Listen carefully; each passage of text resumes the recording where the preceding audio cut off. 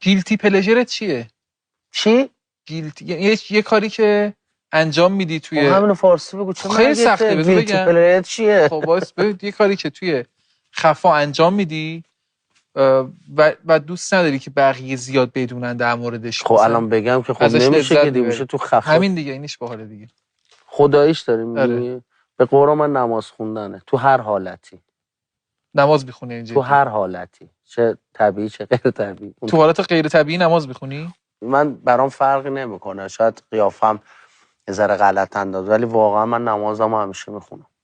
نه الان گفتی غیر طبیعی و طبیعی. غیر طبیعی یعنی مثلا رو چیزی باشی نماز نه میخونی؟ من رو هیچی نیستم هیچ موقع. هیچ وقت؟ هیچ موقع. قول میدی؟ من تو زندگیم تا حالا خلاف نکردم. اون جز خلاف نیست که. پارتی؟ نه. سیگار کشیدی؟ من نه. قیلون کشیدم. قیلون کشیدی. مواد کلا چی زدی؟ هیچ کدوم تست هم نکردی؟ یه بار تست نکردی؟ هیچ. نمیشه که.